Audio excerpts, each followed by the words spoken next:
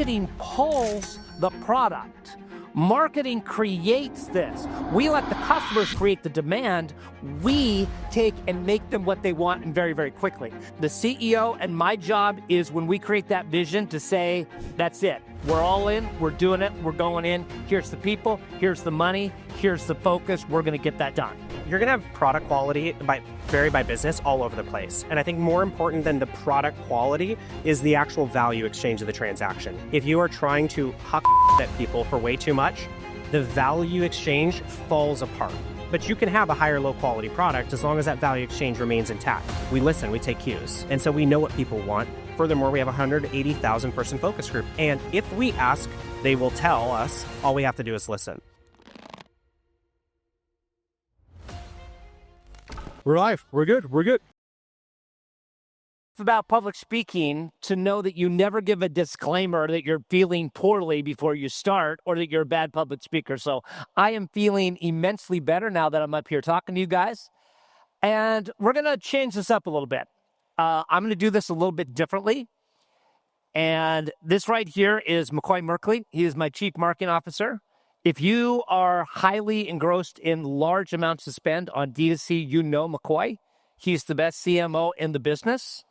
And I'm going to tell a little bit of the story about who the hell we are and our relationship and how this goes along. And I'm going to start this off by a little story. If you don't know who we are, Portland Leather Goods was started in my garage. We now do $200 million in sales a year. We have 9 new stores going up this year. We own the largest leather bag manufacturing in North America. And we started in a 1-car garage in Portland, Oregon about 9 to 10 years ago. Yeah. Yep. Now, I'm going to throw a loop at everybody before I bring MacCoy in because I'm going to talk to 5 or 10 people in this room, and I'm really serious about this. This is not for everyone, 5 or 10 of you. I never had a drink of alcohol until I was 24 years of age. First night I ever drank, I blacked out, and I was told I was hysterically funny. Everybody loved me, but I don't even remember that first night. My life got worse and worse and worse. And then in June of 2012, I found myself in my car with 80 empty bottles of booze, 2 hospital tags on my wrist, and I was down to $100, and I was detoxing. I was just freaking out. It was 7 in the morning. If you're in Portland and you're an alcoholic, you know this. You can buy wine and beer at 7 in the morning. So you got to make it till 7 in the morning. And I go into the convenience store at 7 in the morning. I grabbed 2 bottles of wine. I handed him my money. I had spilled wine on it, and it was pink. He said, dude, I can't sell you this wine. That's monopoly money. That's not real money. And I'm shaking. I look horrible. I said, keep the 100. Just give me 2 bottles. They're like $8 a piece. This is the worst wine in the world. Please. He said, I can't do it. I walked out a block away. I was trying to get back to my car. There was an AA meeting. It was called Eastside Sunrise in Portland, Oregon. I walked in, and to this day, people come up to me and say people burst into tears when they saw me. That's how bad I was. A gentleman who was 26 years sober went and bought me beer and set me in the car and said, can you stay in your car while we get you help? Now, the reason I'm telling you this is because happens in this world, and everybody in this room knows somebody, whether you know it now or not, who has trouble with drugs and alcohol. And I'm going to tell you this. There is hope, and the odds are against them. Does that make sense? There is hope, and the odds are against them. I sat in my car drinking beer. Imagine this. If you know about AA, they say that alcohol solves nothing. And they went and bought me beer because I was so damn bad. They took me to this detox place at 7 one morning, tried to get me in, and the gentleman was really busy, so he left me there to try to get in, and I didn't get in. I was standing outside on the street in an area of town I did not know. I was freaking out. I was shaking, and the door of this detox center opened up, And a woman came out and grabbed me and said, honey, you don't look like you're going to make it out here very long. She ran that detox center for 25 years. She said never once in her life did she take someone off the street and do that. You had to go through the nurses, the forms, everything. She said, I had a feeling about you. So when we talk about marketing and business and success and the world, you will always talk to me. And if you don't believe that magic works, you're crazy. If you don't believe that there is hope in this world, you are crazy. I got sober on June 6th, 2012, over 13 years ago. Thank you. I only say that story to say, where was I at when I decided to start out Portland Leather Goods? So I moved into a little house in Sellwood in Portland. I moved in because they had a one-car garage. And I was starting to visit and see this young lady, and she had a really bad job. And I said, your job is so bad. If you quit your job, I'm an internet marketing genius. I'll make us $100 million. And she said, no, you're not. You're the laziest man I've ever met in my entire life. There's no way you can do this. I went and made a little leather journal. She quit her job, and we started Portland Leather Goods. Now, what we're going to do in this presentation is I'm going to talk to MacCoy here.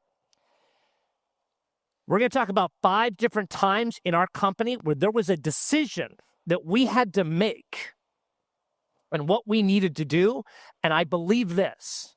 Instead of creating a company worth hundreds of millions of dollars, if I had chosen any of those decisions the other way, we would have a really hardworking $4 million company and not $200 million, right? So I always say that we're a marketing company. We are marketing first. I'm the CEO and Maverick here. If you know me, you know that MacCoy Merkley here, my nickname for him is Maverick. Maverick, what do you think of when I say we're a marketing company? From day one, like, especially your origin story, how you started the brand, like if people traditionally start brands one of 2 ways, like they sit around and they decide on an idea or a product that they think is going to sell, right? And then they go and order a shipping container from China. Fundamentally, from day one, Portland Leather Goods has been the opposite, where you bought leather from a store, like the raw material, and then one by one crafted those things, the product, you craft that leather into something that somebody wanted like right now, which I think is so fundamentally different from the way, again, most brands are started, where they start with the idea. We started literally one by one cutting things out of leather because we had found a buyer for that. And so from day one, that train of thought is consistent, where we have shaped our company around what customers want rather than trying to cram down what we think is cool or we think is pretty, like into their hands and make them want this. We start from the customer demand first and foremost. We were sitting in Austin one time, and people came up to us and they said, hey, what is the key to the secret to your CEO working with the CMO? Why are you guys so successful? Because a lot of marketing guys in here that work for a bigger company or a CEO or someone who doesn't know what the hell they're doing, they will create a product and they will hand it to marketing and say, if you're so good, figure out how to sell it. And you're like, well, I'm good, but this product kind of sucks. Or I'm good, but that's not what I wanted. We do it completely different. We talk together and he comes and he says, if you make this, I can sell this. Get me the right product at the right price and I can sell that. Is that how you see it? Of course, right? So how many, because I see enough people paying attention, do we have any CMOs in the audience? Like, raise your hands. 2, 3, 4. Wow. Awesome. So for the 4 of you, hold on. How many CEOs? Oh, this is boring. There we go. Thank you. I thought I had a few more people show up for me, but that's disappointing. Okay, so, and by the way, if you have questions during this, please let us know. If you're wondering how to work with a CMO or you're a CMO trying to work with your CEO, please let us know what questions you think would be helpful to answer. But me as the CMO, my job is to keep the heartbeat monitor close and understand the pulse of the business and where everything is going, not just in the day-to-day, but making predictions about the future.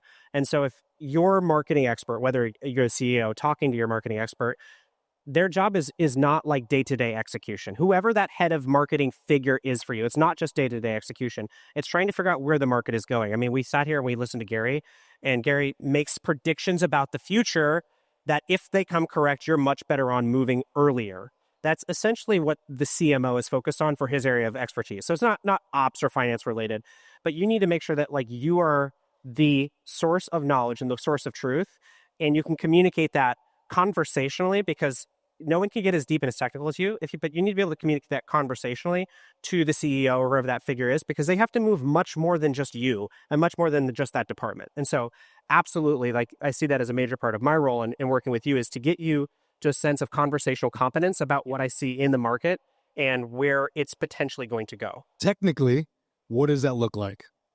I'm looking at reports. I'm like, what is my report? Is this an email? Is this a post-purchase survey? What is the technical communication and the style of presentation that Curtis needs to see to be like, I'm gonna go make this thing? Yeah, well, okay, so we're slightly different than a lot of other e-commerce companies because we own our own manufacturer, right? So for us, we don't just have a bright idea and put in a PO. We actually have to move and shape a 1,200 person operation to make what we want them to make. And we've got that down good. It's great. But it's one, you have to do everyday local management of your team. And you got to make sure that they're absolutely exceptional in a way that allows you to look out into the future. And then when you're looking out into the future, you're essentially looking for, I break it in two buckets: things I can control and I can contain these inside of my team and get them done now, and things that I need help with. So Curtis is a CEO, like he's the bridge between myself and something like an operations team. And so we're constantly plotting a year or 2 year in advance. What products do we think we need? Like, what roles will they play? What do they look like? What do they feel like? But those are things that I can't do for myself, and where I need like a collaboration, or I need to, again, bring him up to speed so that he can make that motion happen in the other half of the company. So let me tell you, like, one thing that we do that's a little different because we own our own manufacturing. So I started in that garage, and then we went in Portland, and we took 2,000 square foot in a 24,000 square foot building. At the time, I thought that building was too big. To have 2,000 square foot, there were only 3 of us. So I didn't know what I was going to do with that. Well, we ended up filling that space up, knocking down the wall, filling that space up, and going to 24,000 square foot. Right now, our manufacturing in León, Guanajuato, Mexico, is 280,000 square foot. Now, how does that work with marketing? Let's say I want to create a bag, and Maverick wants to create a bag, and he said, here's what it is. We want to make it in 6 colors. And I'd say, well, let's make it in 10 colors. Which ones are going to sell the best? We don't know which ones are going to sell the best. If I was making that in the Philippines, I was making that in China, if I was making that in Vietnam, I would send a PO, and they would try to get leather somewhere and bring it to the factory. And they would wait until they all had all 10 of those leathers before they would make it. Then they would make that up. They would put it on a boat. They would send it, and I would get that 4, 6, 9 months later in Dallas, Texas. And then Maverick turns on an ad set, and all of a sudden, wham! 2 of those colors sell out in a day. The rest just sit there. I want more of those colors. If I made in the Philippines, I have to then call them up and say, can you please make some more? At the same time, our Facebook and our ad sets are getting their kicked. Does that make sense? We're getting killed. We can now take a product and we can launch a product. And when we need more, we can put in a PO, take the leather, check every height of leather, put it through mat chomping where we cut the leather, match it, stitch it, quality control it, put it in a box, send it to Dallas, Texas in 12 to 14 days. So when we talk, what this is marketing pulls the product. Marketing creates this. We let the customers create the demand. We take and make them what they want and very, very quickly. Now, that way he can try not to ever turn those ad sets off. Do you still have to turn off ad sets? All the damn time. All the time. Would it be worse if we were buying in the Philippines? Oh, for sure. It sounds like a nightmare, because as good as we've got, and we directionally are usually accurate, but we're never pinpoint accurate, right? We never 1 to 3% off. It's always 20, 30% off. So, I mean, we'll predict, okay, this batch of colors is going to go well, but there's always everything, some sort of outlier that just completely takes off and taps out that we never see coming. Even, years and years into this and hundreds of $1 million of revenue later, we have a decent idea, but we're never pinpoint accurate. Never know our predictions, ever. So one of the things that I find out is I'm always saying Maverickisms, like wise things that he says. And one of the big turning things we had in our company is when COVID started. We went on to Etsy and we became a top 10 Etsy seller in the first year that we were on Etsy. We blew the doors. We had some hacks and we destroyed Etsy. And I said, we're an Etsy company. We're going to hand make all of this in Portland, Oregon, and we're going to make our money on Etsy. And I hired this guy, and he said, that's stupid. We need to go on Shopify and sell to the real world. And what did I say? No one believed for a second that you could, well, in the company at least, that you could run a .com and it would beat Etsy. Like, we fundamentally just didn't understand how to get people to the website and sell them things. Now, Etsy is like a marketplace, so this is like Amazon. So customers on your marketplace typing in the keyword of the products you sell, right? So it's mostly demand capture. And then switching our brains to demand gen was like unbelievable. We had no idea what we were doing. And I don't know, it was a single digit number of people in the company who, when we looked at this $3.5 million Etsy company, believed that the .com even had the potential, given an infinite amount of time, to be bigger than $3.5 million. Like, no one understood what this was fundamentally. And that became like my job, obviously. And that created the first thing that I always say to people: you need to spend more time in where you're going than where you are. We had all of these people hand making goods on Etsy, and he kept saying we need to go on Shopify. And part-time on the side, he was trying to make an entire business that we now want to make hundreds of millions of dollars. That was not a buy-in. The CEO and my job is, when we create that vision, to say, that's it. We're all in. We're doing it. We're going in. Here's the people. Here's the money. Here's the focus. We're going to get that done. That was one of the really big things. So we're actually out there, and all of a sudden COVID happened in 2020. But we were still making all of our product in Portland, Oregon. And one of the most famous quotes in our company came about when Maverick and I went downstairs in the basement, and we figured we had about, how much did we have? In inventory? Yeah. Like, we were pre-ordering at that point with no guarantee of delivery. Like, we were literally selling products saying, Kickstarter style, if you ever bought something on Kickstarter, we're like, we don't know if it'll ever exist, but if it does, we think it's 2 years from now and we'll mail it to you. We had no one to make it. Like that. Yeah. So he said the quote. Do you remember the quote? I remember it, but I think you say it. I think I'm famous for stealing your quote. I say this all the time. I mean, go ahead. He said, books will be written about people who got afraid and people who got bold. We need to go to Mexico and set up our own manufacturing. I put on 2 masks, flew into Guadalajara, went into Guanajuato. You want to talk problems? You couldn't set up a bank account because the banks were closed. You couldn't get a business license because the government was shut down. But we took 5 machines and pushed it against a wall, and a guy named Fabian said, give me a place to plug these machines in and I will make your products. We now make between 60 to 80,000 products a week in our manufacturing. If we had not done that, we would have been out of business. Think back to COVID. Think back when it was there. Everyone was saying, what is going to happen next week? What is going to happen next week? And you're dependent on somebody else coming in and making a decision that possibly can save your business. I do not like when other people are in control of my company, our destiny, all the people that we do, and all of our amazing customers. So Maverick was a linchpin in getting us to set that up. Then after a little while, we grew and we grew and we grew, and we found out that we were one of the largest leather buyers in all of North America. And we said, we're going to try something new, and we decided to set up a shoe company. Does anyone know where most of the boots in North America are made?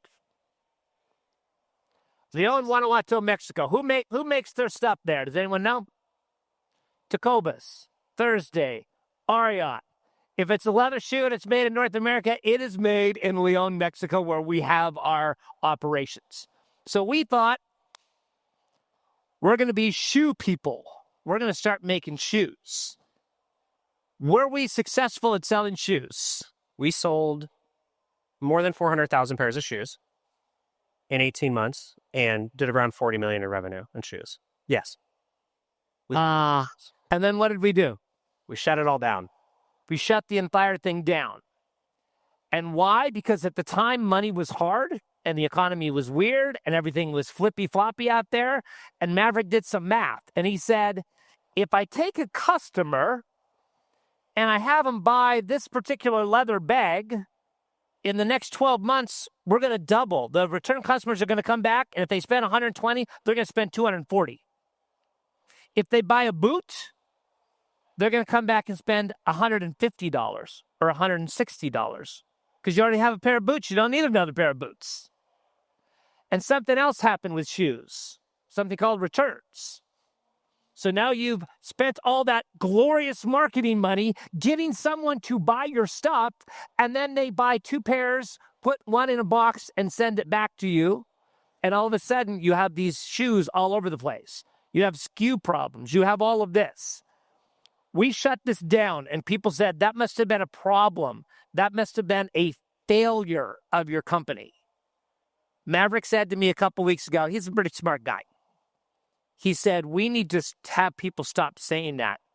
We learned how to sell $40 million in shoes in 18 months.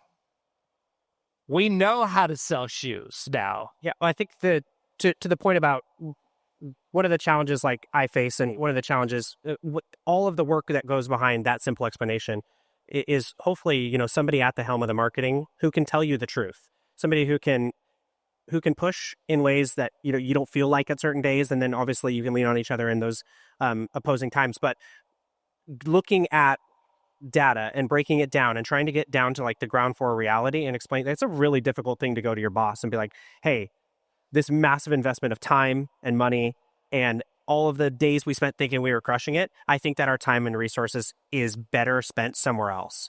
And I remember vividly like working with the CFO to bring that decision, like to go to your CEO and be like, hey, that new amazing thing we just started up and it's going fantastic. It's time to shut the whole thing the fuck down, right?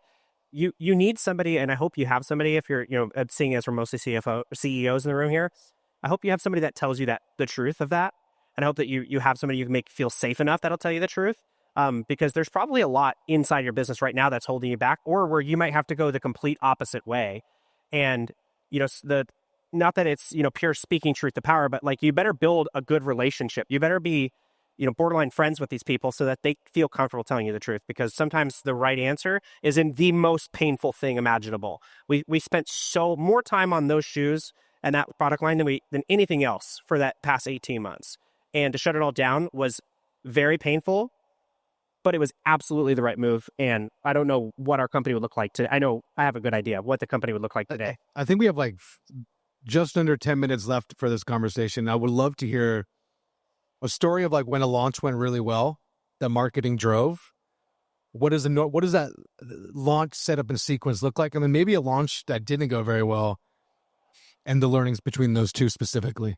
Which one do you want? Good or bad? Wow, you just grabbed one. I've got 2 in my mind here. So say good. You're an energetic guy. Okay, so everybody, we have hero products and we have all our other products. A hero product is something you can put an ad set on. You can spend tens of millions of dollars on that product, and you can get new customer acquisition. In August, we had 44,000 new customers come in and buy our bags. And we know which bags they came in and bought. They came in and bought hero products. Two of our 3 best sellers came out this year.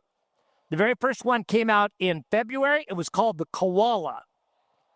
And we just had a really good feeling about that. We made a bunch of that stuff. We had all the things set up for it. We launched it, and we watched that first day, 1,000, 2,000, 3,000. That thing is just killing it, right? So we knew that we had everything prepared to keep making that Koala and continue to make that. A couple months later, there was one I did not believe in. I tried to shoot it down, called the Naomi. And I remember I had said, no, we were not going to make it. I was at a store in our store, and we have a store in Austin, Texas. And I had one sample, and I showed some people, and a big group of people came around me and said, I love this, I love this, I love this. I gave it to the store owner, or the store manager, and she called me and she said, every time I wear that, everyone says they love that bag. We launched that one. Number 3 bestseller we've ever had. I was not prepared, so we had to scramble. We had to get leather, POs, start making, upscale that, and get it in. So now, if you want to have ad spend, the number one is the koala, and number three is that Naomi. One was launched in February, one was launched in March or April, and they absolutely kicked. I saw one, I didn't prep for the other one, but because we have our manufacturing close, we were able to like upscale that one, and now it's a big seller. Mistakes all the time. Do you go email, like an email launch to the list first? Do you segment it by like someone's bought a similar looking bag? Technically, tell me. It's typically everybody, right? Like where there's no such thing as too much returning customer revenue. And so like, and these are like, especially your loyalists too. So if you want to segment these out, that'd be my guess. But for the most part, like we're pretty aggressive and like we hit most of the email list most of the time, especially our return buyers, right? Now, if you don't know, like if our brand, we have a 180,000 person Facebook group. And the women in there who collect our bags are just, they're nuts. And I love them so much. They make my job way easier, but they are insane. And so, well, one, and just like talking about how those launches come to be and how a lot of our launches come to be is like, we listen, we take cues. And so we know what people want. And like, furthermore, we have a 180,000 person focus group. And if we ask, they will tell us, all we have to do is listen. And typically most of the time we're releasing something, especially to a lower, let's say it's a product specifically geared at returning customers, they typically help make the decisions in like the colors it's available in and the shape of it and the sizes and the name of it. So it's all with them in mind. And so we hit them over and over and over again. Very cool. One of the things we used to do, though, is we would design all these bags and all these wallets and small goods, and I would use the wrong verbiage. I would say, which one do you like? Absolutely the wrong thing to ask people. What I've started to say is, which one will sell better? And then I make them take it on the table from over here bestseller to least seller. And then I bring in more people and I ask them. And pretty soon you get some pattern recognition of what they think is going to sell better and what's going to sell better and what's going to sell better. So we use that. But I'm going to tell you, for years and years, I said, which one do you like? Wrong question. Which one's going to sell better? And since we started asking that question, our internal focus groups of our employees has gotten much better, much better. Okay, a negative one, and then I'm going to go to QA from some of the CEOs, CMOs, if they have anything. Absolutely. Okay, we'll keep it short. We have spent years trying to understand like what our brand is. We're a brand who didn't like really set out at the beginning trying to shove any specific things down someone's throat. As we mentioned, we're a marketing company. We want to be adaptable. We want to mold around the demands of the market and the customer to a certain extent, and obviously within bounds. And at one point, I think we just kind of had a fundamental misunderstanding of why people were coming to our brand. And we're Portland leather, so it's pretty hard to separate what we sell and what we do. We're a leather company. And you know where I'm going with this? Which line? No. Okay, so we released a line called our vegetable tan leathers. Now, if you're in leather culture, this is like cream of the crop. A lot of the companies we grew up and grew past are small craft artisanal leather brands, and this is the stuff they use. It's the real deal. And so we, of course, thinking like, okay, we've got this nailed. We know leather. Let's go out and find the best stuff we can possibly find and bring it to our customers. And they are going to sing our praises because finally we brought this extremely expensive craft leather So mass market. So expensive. And so we called this line the Veg Tan line. And we launched it with peak expectations. Like, we're smart. We got this. We've got it all figured out. Get ready, world. To basically absolute crickets. They're just silence. Crickets. And Yes. Unbelievable. We checked everything. Something's got to be wrong. Instead of selling 3,000, 4,000, 5,000, I think we were 121 the first day. And some of those were my mom. I mean, really, it was really, really bad. Why is a great question. I think we just fundamentally misunderstood what the customer want. We thought that they wanted like more craft artisanal leather from us, and they just wanted a good bag that happened to be made of leather. If you make it in leather, if I give you the choice of something or something in leather, it's intuitive. You take the thing because it has this air of luxury. It has this air of durability to it. And we thought, okay, we'll chase that to the extreme and then charge more for it. There was no value exchange there in paying more for the products. And in fact, that particular leather is way stiffer and thicker. So the bags had even less features. They were even less exciting. We try to create like a very great bag. And if I handed it to a designer or you and I said, make it better, you would start adding to it because there's nothing else to do but add stuff to it. It's very minimalist and understated and classic. And these were even more simple. And so I think we just missed the functionality. I think we missed the what our customers really wanted from us. And then we got higher on our own supply in the opposite direction. There was so much creative fog around this project and what it was. And it was the only line of products we created, full-scale campaigns for multiple products and brochures and lookbooks and all these things, and then flat. And again, if you know our brand, we have customers who will literally buy anything and they wouldn't touch these products. And we learned a basic thing about sales and marketing. On some things, people don't want to be educated. We're like, oh, let's tell you about why this leather is so awesome. They're like, we don't care. Why does it say vegetable? Why does it not look like the other one? Why is it not soft? Why is it like, we tried to go too deep instead of great bag, smells like leather. You're going to love it. Buy it. That's what people wanted. People thought veg stood for vegan. So we had literally our own customers angry, like, screw you, man. I thought this was real leather. And here you're selling me vegetable leather. And we're like, no, wait, what? Like, never in our minds, because we're so deep into this, did we ever think people would not get it? And they just didn't get it. So there you go. There's my pain. Okay, you've got any questions? You got a box there, right? I do have a box. She's running out. I have one question in the back, and I'm going to come right into the question in the front right here. Thank you. Hands raised. Please tell me your name and your social security. Hey guys, my name's Ujas. I'm a headhunter in the broader e-commerce space. So earlier today, Ezra shared that it's the best promise that wins, not necessarily the best product. You guys are marketing first as well. But how do you think about the quality of the product and where does it go in your thinking about how you're going to build your company? We lucked out. We really lucked out. I like to take credit sometimes, but I'll be honest with you guys. I bought the very best leather to start off with, and I made really simple bags because I didn't know what I was doing. So it had to be simple because I didn't know how to design a bag, right? And what we found is there were people who wanted that real leather smell and look and feel, and it just happened to be a huge market out there that we could scale into. So there was so much luck in that. Also, I like to please people. I'm the youngest of 4 boys. So when people would say, I'd like this, when we started this first year, I was really trying to make everybody happy and let us change the product into something they really wanted. We really, really lucked out. Marketing first does not mean selling product.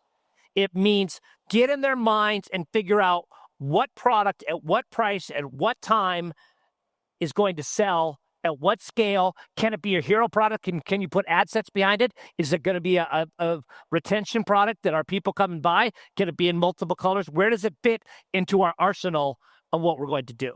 So we are marketing first, but we still love that people love our bags. And no matter, I think you're going to have product quality vary by business all over the place. And I think more important than the product quality is the actual value exchange of the transaction, right? If you are trying to huck at people for way too much, the value exchange falls apart. But you can have a higher low quality product as long as that value exchange remains intact. So think about it this way. If you go to a restaurant and your meal is what you feel is underpriced and it's the best thing you've ever had, you will never shut the up about that restaurant. You want to take all your family and friends and bring them into this restaurant to have the same value exchange you have. You love that. It's contagious. On the flip side, you go to the stuffy, pretentious, expensive restaurant and the food's weird and you hate it, you will never stop talking about it, or at least just never go back. And so whether it's high or low quality is, to me, largely irrelevant. Obviously, I'd like you to skew towards the high quality, but the value exchange is far more important. And then to the premise of promises, make the largest promise you can keep and absolutely nothing more. So make sure people know the full value of what you can provide to them. That's a good idea to amplify that, but never, ever more. Otherwise, I don't know what your plans are for that customer when they buy the thing and the value exchange falls apart. What are you expecting? We had a great time where we made too much of something that sucked. And I'm like, we got to sell it off to our people. And we don't want to lose money. Don't lower it too much. And Maverick was like, our clientele is here for the next 20 years. Let's not them over and make them buy us out of our mistake. Right? Don't make them buy us out of our mistake. We screwed that up. We take the hit. We take the loss. We don't pawn it off on our people. That was one that I fought him a little bit on, but he was right. Second row question. Hello. As I've been growing my company, I recognize that one of the most important things is, as the CEO, managing the team and particularly my reports, CMO and COO, and the relationship that we have. So I just wanted to ask from both your perspectives, Curtis, what's the number one most important thing that you've found has been important and instrumental in the growth of your company, in the way that you manage MacCoy? And then also back from MacCoy to Curtis, number one most important thing that you've done to manage Curtis's expectations from your perspective. I don't manage anybody. I'm just going to be honest with you. I'm a horrible manager. I'm a coach. I'm energy. I'm vision. I'm let's go do this. Let's find awesome people. I believe in you. You screwed up. Let's fix this. How do we get over that? All that rest of that there is like, that's what he does. He's got all of these people and all of these levels, and he has meetings with them. I just get up and say, yay, let's make this work. So it sounds like you empowered him to basically do all of your visions that you've... He empowered him. Still all of his work. It's like, hey, I'll tell you how to do my homework. You got to just do this homework, though. Yeah, he empowered himself. I mean, you guys don't know this. He walked in off the street. He was a photographer. And a great photographer, had a business. He was going to grow $100 million companies no matter what. But he came in just to get out of the house. His wife wanted him out of the house for a little bit more time. Yep. Is that the true story? Yeah. That's true. Yeah, I was a wedding photographer. And to answer your question in reverse, Lister got more to it. I mean, Curtis is a marketing mind. And so, like, one, that makes my job way easier because it's not like speaking a different language that needs some sort of translation. I know that if I can get the massive information down simple enough, I can communicate it to him and it has a chance of being received. And I think even that takes a lot of work. There's been certain concept that I've had to attempt to communicate over years with every different word in the dictionary, and so it's still been hard. But especially like the first, years growing up in Portland, like as mentioned, I was a photographer. I didn't have any marketing knowledge. I sort of inherited my position by surveying him and finding out what he needed and playing to those strengths and handling that corner. And so we had, plenty of things that needed attention in the business. But if I could take this thing off of his plate, which was fundamentally one of the most important things we are as e-commerce companies, marketing first, marketing departments.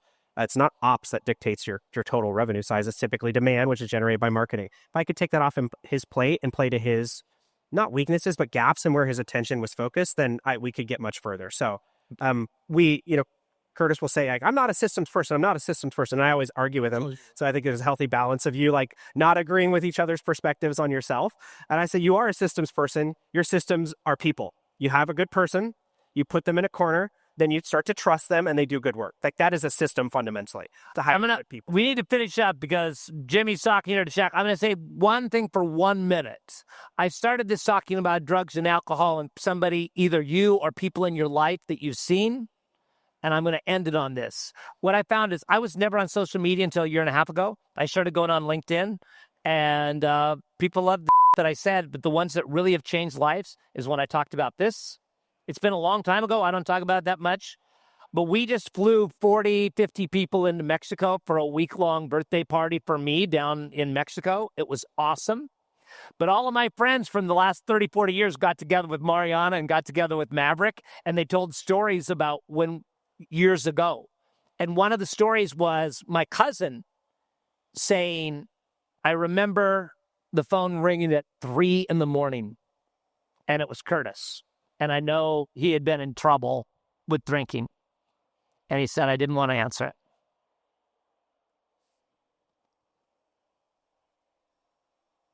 He answered it. You will have the chance to help somebody who has fallen down 3 or 4 or 5 times. And deep in your heart, you will say, they're just going to it up again, even if I help them right now. Does that make sense? Every time I help them, they fail. The one thing he did was always pick up the phone and listen for a little while. And if you have the chance with somebody in need who asks you, I would ask maybe think about it twice about maybe going out and helping that person. Thank you.